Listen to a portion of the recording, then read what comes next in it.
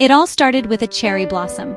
A single delicate bloom, seemingly ordinary at first glance. But this was no ordinary flower. This particular cherry blossom, unlike any other, ticked like a watch. A faint rhythmic pulse, almost imperceptible, yet undeniably there. Imagine you're 15 years old. You're shy, introverted, and infinitely more fascinated by the inner workings of old gadgets and gizmos than the latest high school gossip. Your world is one of circuits, gears, and the quiet hum of forgotten technology. That's Hana, just trying to navigate the treacherous waters of high school, hoping to blend in, and mostly succeeding in just trying to get through the day without tripping over her own feet, both literally and figuratively.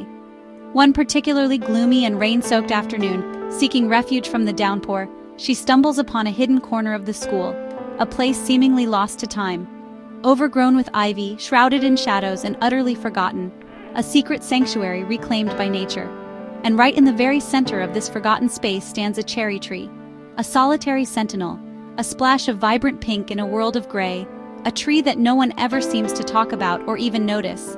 But here's where things take a turn for the weird, the inexplicable, the downright magical. Its blossoms. They don't rustle in the wind, they tick. Softly, almost imperceptibly, like 100 tiny clocks all synchronized, each keeping its own secret time. And the strangest thing of all? Everyone else just walks by, completely oblivious to the ticking, to the magic, to the very existence of this extraordinary tree. They're lost in their own worlds, their own dramas, blind to the wonders around them. But then, bam, out of nowhere, a new guy shows up. His name is Cairo. He's effortlessly charming, undeniably handsome, and perhaps just a little too mysterious for his own good. There's an air of secrecy about him, a hidden depth that draws you in. And he carries this antique pocket watch. It's not just any watch. It glows with a soft ethereal light, especially whenever he's anywhere near that strange ticking cherry tree. He confides in Hana, sharing a secret that will change everything. That's no ordinary tree, Hana. It's the Clockwork Sakura, a nexus of time itself. And it has the unbelievable power to turn back time, but only for one person and at a great cost. Suddenly, Hana's once ordinary days are now filled with bizarre, beautiful, and often unsettling visions, dreams bleeding into reality. Snapshots of her past flicker before her eyes, moments she thought were long forgotten resurfacing with startling clarity. She catches fleeting glimpses of the future, a dazzling, dizzying array of possibilities and potential pitfalls. And most disturbingly, she's confronted with regrets she thought she'd buried deep within her heart, painful memories she'd tried so hard to forget. She starts to wonder, to truly grapple with the question, if you were given the extraordinary chance to undo a tragedy, to erase a moment of profound pain, would you actually take it? But there's always a catch, isn't there? A hidden price, a consequence lurking just beneath the surface. Mysterious figures, known only as Time Wardens, begin to appear, emerging from the shadows with a singular, unwavering determination to seal the Clockwork Sakura forever, to prevent anyone from tampering with the delicate fabric of time. They vehemently claim that meddling with time, even with the best intentions, will ultimately unravel everything, leading to unforeseen and catastrophic consequences. Meanwhile, amidst all the chaos and uncertainty, Hana finds herself growing closer to Cairo, the one person who truly seems to understand her, who sees beyond her shyness and recognizes the strength within. But even as their bond deepens, he hints that there's far more at stake than she could possibly imagine, that the consequences of her choice could ripple through time itself.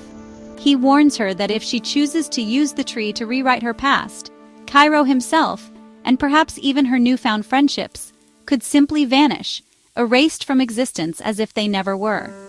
So what would you do in her place? What choice would you make with the weight of the world on your shoulders? Hana finds herself agonizingly stuck between two impossible choices: fixing the tragedy that has haunted her for so long, the event that has shaped her into the person she is today, and holding on to a present she's finally starting to cherish, a life filled with newfound friendships, a sense of belonging, and the promise of a brighter future. Every tick of that cherry blossom is a choice, a crossroads, a future gained, or a memory irrevocably lost. The clock is ticking, and time is running out. In the end, Hana is forced to confront the hardest truth of all, a realization that will test her courage and her resolve. Sometimes, The only way to truly move forward is to let go of the past, to release the grip of what was, even if it hurts more than anything else. But maybe, just maybe, the real magic isn't in having the power to rewrite time, to alter the course of history. Perhaps it's in learning to truly live in the present moment, to embrace the here and now with the people who matter most, cherishing every fleeting second. Would you risk absolutely everything for the chance at a second chance, knowing that it could erase everything you hold dear? Or would you choose to let the past be, to accept the scars of yesterday, and step forward into the unknown, trusting that your story will lead you to where you're meant to be? Let me know what you choose in the comments below. And if you enjoyed this glimpse into the world of the Clockwork Cherry Tree, don't forget to hit that subscribe button if you want to discover more captivating stories like this one.